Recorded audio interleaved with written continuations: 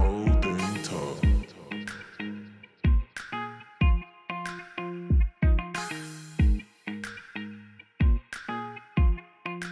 Molding tough. All right, thanks for joining us on More Than Tough podcast. I'm your host today, Leah Mort from season 3, and our guest today is Linda Goodridge from season 1. Thanks for joining us, Linda. Hey, everybody. Thanks for having me. Yeah, so glad you could make some time to visit with us. Anything for tough as nails. We have to keep the family growing. Ah, yes. Dirty Hands, Tough as Nails family. And Savage Crew. And Savage Crew. So, big question for everyone is, how did they hear about Tough as Nails? So, how did you hear about Tough as Nails, and why did you want to compete? Back in 2013, Phil had put out a thing for an idea for this show and took video submissions to try out for this show. And that was when I was working in the jail. So I was like, sure, I'll go for it. So I made a video, sent it in. They had contacted me, and then the show kind of went MIA, for lack of a better term. But I kept training for it, thinking it could happen. And I didn't know anything about what the show might be about, but Wipeout was big at the time. So I was like, oh, I'll train like Wipeout. So I ran around my town running on the guardrails because it's balanced, like on a balance beam. And I did this like hundreds of times. And then this one particular day, I go to jump up on the guardrail from a run, and I do a split on the guardrail, and I come straight down on a steel C-channel pipe, and I cut the calf muscle right off my leg. Oh my goodness. So I like fall down the embankment. I crawl back up. I literally scoop my calf muscle back into my leg, crawl under the guardrail onto the sidewalk, gushing blood, and I did not have my phone on me. So the only thing I had was my firearm at the time, and I think that's the only thing that kept me from going into shock, because I didn't want to lose consciousness and then, have the fear of something happening to my firearm. So it was like bumper to bumper traffic. No one would stop and help me. I was screaming at the top of my lungs for help, and I just looked like a crazy person rolling around on the ground. So I crawled into oncoming traffic, and a truck stopped in front of me, and it ended up being an off-duty jail deputy that I worked with, but I hadn't met yet. So he was a volunteer fireman, and he had all the first aid stuff in his truck. He had to coax me into taking my hands off my leg and put pressure on there, call 911. Had he not stopped, I would have died from blood loss in like 30, 45 minutes, they said. So I destroyed my leg, and then the show went MIA. And then when it came back about for the season 1 tryouts this time around, I went back through the process again. And when I got to meet Phil, the first thing I showed him was the scar on my leg, because I was training for his show. So that's kind of my long roundabout story of how I got involved with Tough as Nails. It was a thing that came across the computer in 2013 when they kind of put feelers out and were first trying to get the show a go. And that many years later, I still had my chance. Oh my goodness. That's an amazing story. Do you have any limitations from that injury? So I can't feel the whole like right side of my calf and foot. They did say that I wouldn't walk normal again on it, but obviously I just competed, and you could see I can walk and run and everything. I have a lot of pain associated with it, but it's more what I assume is nerve damage and stuff. So there's not a ton I can do about it. It's a good memory. Reminds me every day of the silly things I do. What made you think you would do well on Tough as Nails? I did not know if I was going to do well on Tough as Nails. So I do not like to talk ahead of anything, if that makes sense. I am very much be humble or you will stumble, and let go, let God. So I will give everything that I do 110%. And if it's in my heart to go after it, I will go after it and nothing's going to get in my way. So my mentality that whole time, especially with how Tough as Nails kind of came back into my life after such a hiatus, everything just kind of seemed to be happening for a reason. So I didn't necessarily know how I was going to do, but I 100% knew that that's where I was supposed to be and I was there for a reason. And I truly believe that I impacted those that were watching, family and friends in my life, and changed my own life in a very profound way that I never could have imagined prior to all of that. So how did Tough as Nails change your life? So prior to being on Tough as Nails, I was literally in the worst 8 years of my life due to the career I was in. I was in law enforcement, and the jobs I had in law enforcement were very rewarding. I loved every second of it. I loved being a physical fitness instructor at the academy. I loved being a firearms instructor. I loved working with the inmate population, but I faced a lot of sexual harassment, assault, hostile work environment from superiors and staff. So it was a very difficult 8 years to, show up to work, do your job, and deal with all that negativity at the same time. And probably the last 2 or 3 years of my career, I tried to fight it and fix the wrong that was going on, because I'm not the only person there facing the things that I did. I knew I wasn't going back to that career. And it was like this perfectly timed getaway from this whole world that I've been stuck in. I went to Tough as Nails and realized there's so much more to life than being blinded that there's only one career I can do. Because when I joined, my mindset was, this is my career for the next 20, 25 years. There's nothing else. This is it. And Tough as Nails reminded me that there's a million things you can do in this world, career-wise, trades-wise. And I truly learned the value of life skills. I didn't really think that I had many going into it. And I guess I would say skills in regards of mechanical stuff and wood chopping, all those things. Everything I did on season 1, I'd never done before. But I definitely had a well-trained heart, mind, that integrity, the will to survive, all of those things that aren't necessarily a career or a job, but life's events and struggles definitely were shaping them. And I think that's might be what carried me through the most. So coming back, there was a family that watched season 1 and reached out to me with a job offer, and it's the job I have now. I said yes to a job I know nothing about because they saw, obviously, my ability to take on something new and get through it and do it well. And my whole first year there was a giant learning curve. And now I can run every size Kubota tractor, bobcats, trucks and trailers, plows. So it opened up a whole new world, that's for sure. Well, that's so encouraging to hear that you were able to overcome that, move forward, and thrive in your new work environment.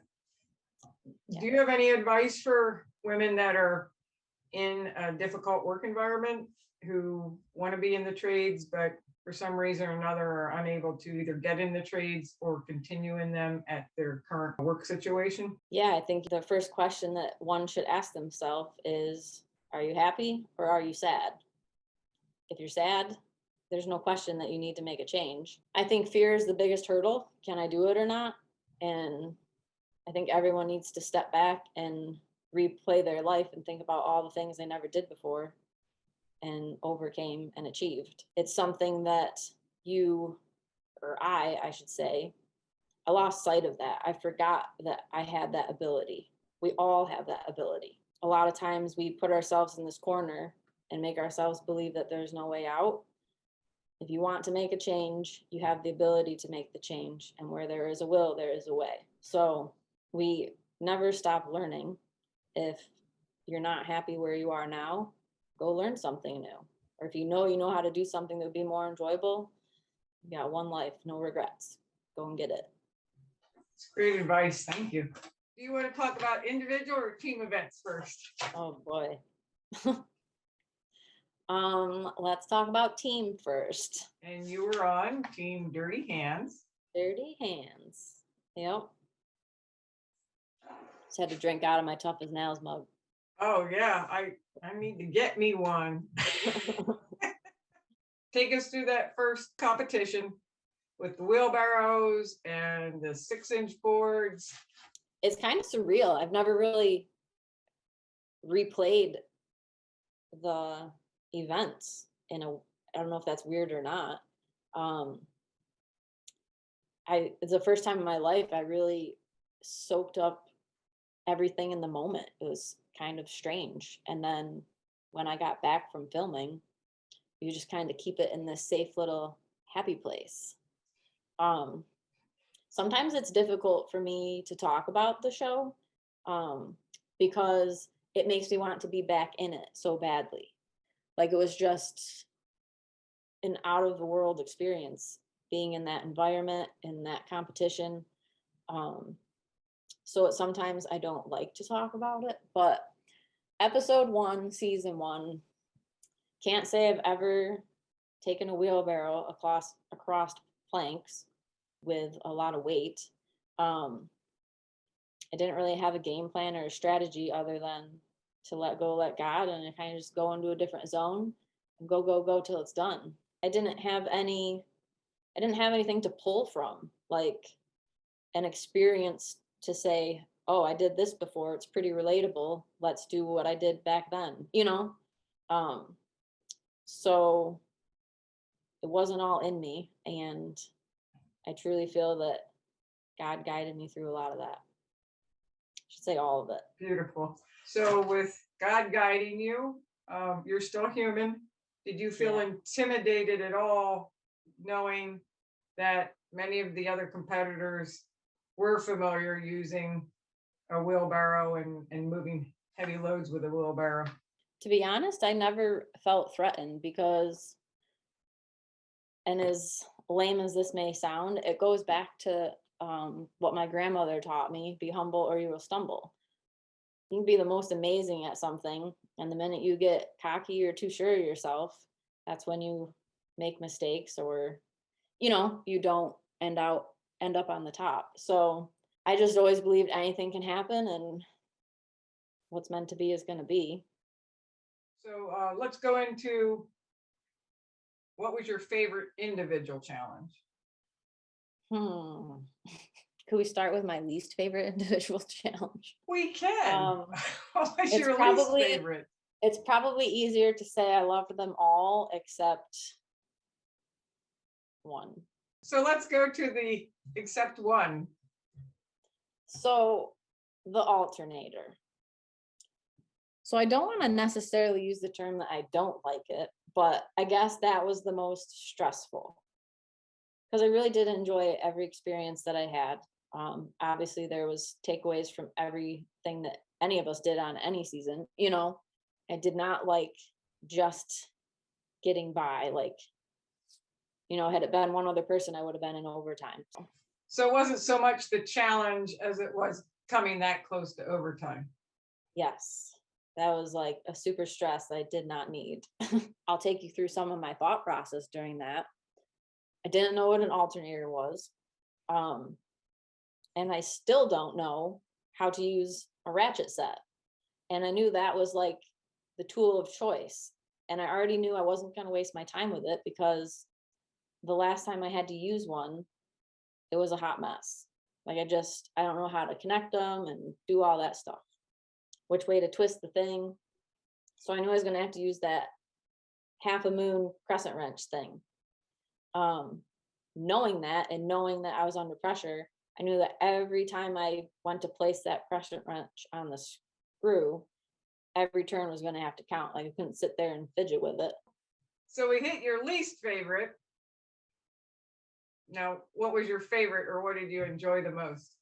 I loved driving the trucks. I was super thankful to um, it be agreed upon with the team to drive the truck in the farm challenge and at the, oh my gosh, what's it called? The quarry. I think it's called the quarry, where Mhm. the stones and everything were. Okay, yeah. I just have this absolute love for trucks, and that was the best part, being able to get in those new trucks and drive them. It was a highlight. I won't say it's the best part. It was a highlight of those particular episodes. In terms of an actual challenge that I enjoyed, I think I truly enjoyed the wood chopping challenge, because that was the one challenge that pushed me the most physically. Um, I felt like I was like truly getting dirty and pushing myself and having to use, my mental focus and endurance. This is for the So final I really- four.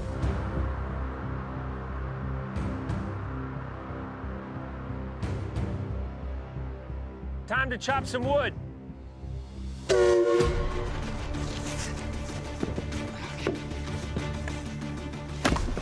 Fire away.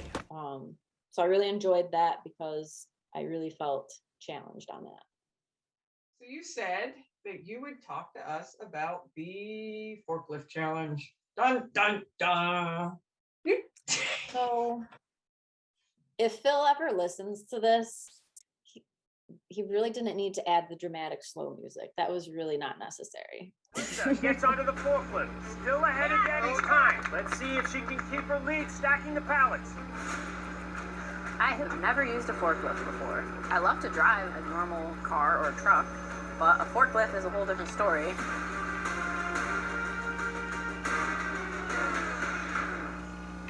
Come on, girl, pedal to the metal. Listen, don't rush me or that whole thing is going overboard. Linda moving at a snail's pace on the forklift. It pulled it all together. It was so not cool watching it the first time it aired. I was like, everyone just close your eyes. That did not happen. So the forklift challenge.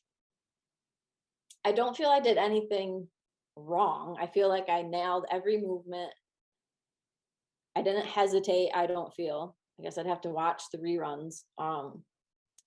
But I truly walked away thinking that I did the best I could.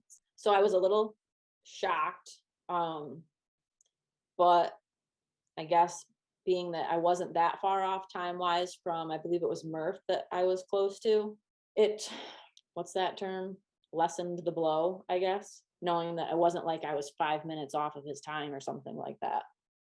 I think I summed it up pretty well with what I said in the moment there, that for the fact that I didn't walk away saying, oh, I wish I had done this, I wish I had done that, because I felt so good before I even knew the results, that I truly believe it happened how it was supposed to play out. Just a good life lesson to hear you say, I had no regrets. You were happy with what you did, and that was good enough. And not a lot of people can do that.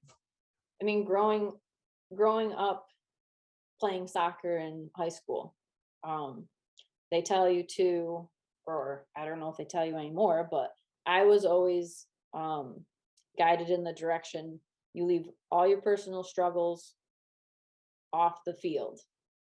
And when you're on the field, you leave everything you have on the field for that game. You're not always going to win every game, but if you can walk away knowing you gave everything you got, then you have no regrets. And being that I believe in God, I believe that if I can, tell myself that I did everything I possibly could, then I trust the fact that it's happening and playing out how it's supposed to. Is that the start of your interest in physical fitness? No. What got me into fitness? So my senior year, I actually was anorexic, and I was like this build, but barely, I don't even think I was 100 pounds. And then So I was always obviously doing fitness related things my entire life. But I went through being anorexic, then I went through being a binge eater. So it's not where you make yourself throw up. I didn't do that, but I ate everything and anything and then felt emotionally bad about it. So then that led me into getting into fitness, like at the gym and stuff. So basically I've learned I have an addictive personality. So then I would work out at the gym like 6 hours a day. And I was very aware that the habits I was developing one after the other were not healthy. But I never gave up wanting to make the right change and find that happy place. And I have gotten to that happy place. So I have a balance of work out, eat right, enjoy life, that kind of thing. But it was definitely, I guess a long road figuring that all out. I don't think there's one combination that works for everybody. Got to figure out your own combo. That is a long road to go from one bit of an addiction to another. And so what was there one thing or two things or a person that opened your eyes or helped you snap out of that addictive cycle and then reach that life balance that you have now? I think during each addiction, if you want to call that, or struggle, there was definitely a different person or group of persons or an event that triggered change. Like when I was anorexic, I didn't believe it or see it. It took someone putting a photo of myself in front of me and I was like, oh my gosh, I look like that. And really realizing that it's a thing. I guess at each of those stages, the one thing I can take away is that I was blessed with family and friends that never stopped listening to the broken record. I always refer to those struggles as a broken record because I think a lot of people maybe they won't admit it out loud, but when we have a struggle to face, we say, okay, tomorrow I'm going to do this, and it's going to be the start I need to never be back to where I am right now. And we have our start day, we get a couple days in, and then we fall back. And it's the people that kept listening to that broken record at every restart and kept encouraging me that finally got you through to the end zone, if that makes sense. No, that's really powerful to look at it in that perspective. And I think it'd be good for other people to hear. Like if you look in my Bible, I literally have like dates and stuff that I have written to God. He even has been a listener of the broken record. Why I say, okay, this is the date that I'm not doing this anymore. I'm not going to do that anymore. So it's not, just family and friends here, but it just kind of concludes why I say, let go, let God. Yeah, he's a God of broken people, not perfect people. Yep. For sure. Oh, well, it takes a lot to share stories like that. So thank you, Linda. It means a lot. Wow, that just got heavy. Sorry. What were we No, talking no, about? A forklift? What? What were we All talking that about? from The a forklift? forklift. Because forklifts lift heavy things. Do you have any thoughts on the small number of women in the skilled trades? I believe it's about 3%. What advice you would give women that wanted to get into a non-traditional occupation or who are in it now and are struggling? I think that some females might think they're not strong enough or cut out for a job, but until you try something, I think everyone is typically pleasantly surprised, like, oh my gosh, I can do this. And it kind of goes back to what I said earlier on in the podcast, that often I think it's a fear that inhibits us from moving forward. And unfortunately, I think at this day and age, a lot of people have lost the ability to explore. There's like a lack of exploration anymore, and I think that's the biggest hang up, the fear to explore. And I think it's just kind of that's forgotten about.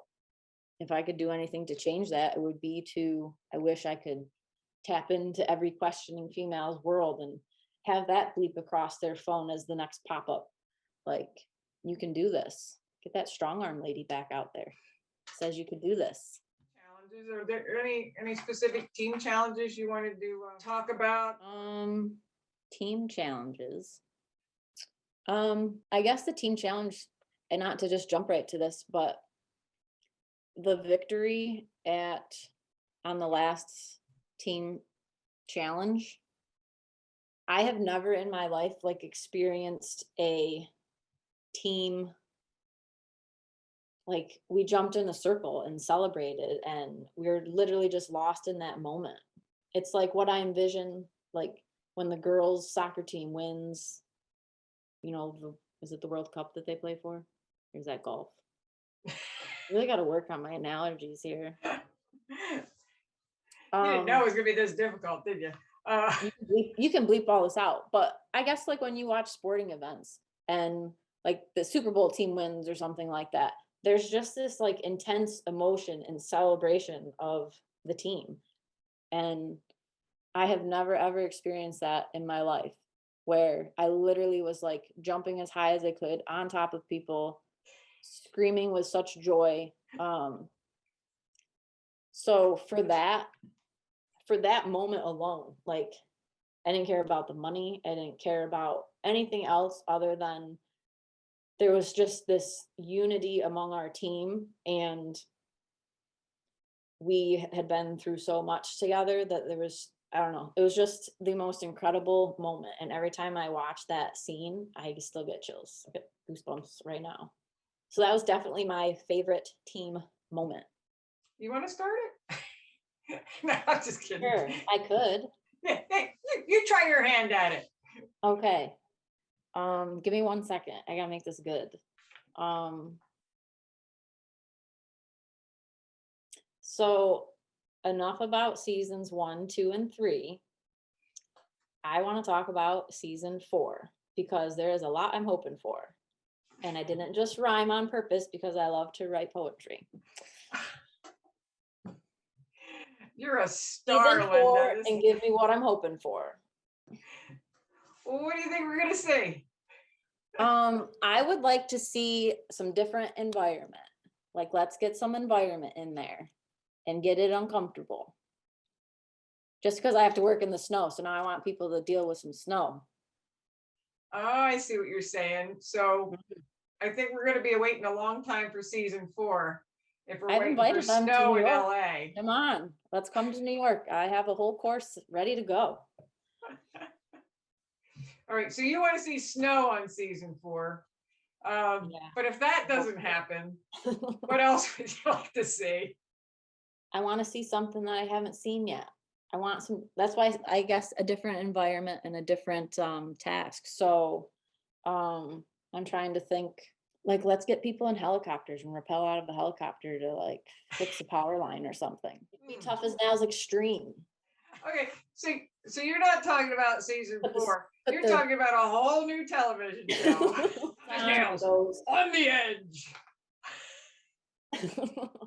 So do you have any final words of encouragement for folks listening? Yes.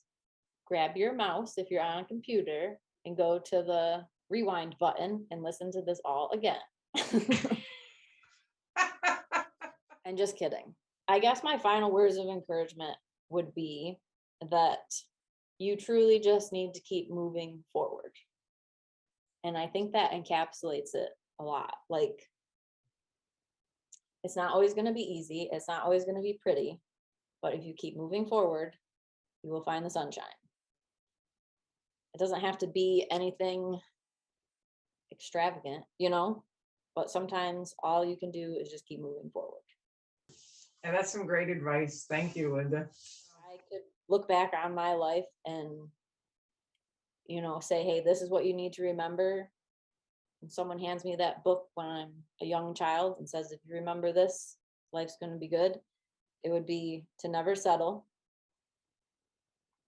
to keep moving forward, let go, let God, and don't be afraid to stand alone.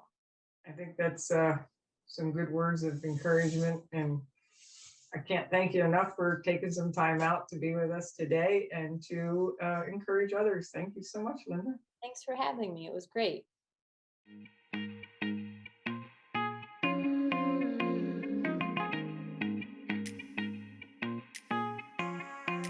Mo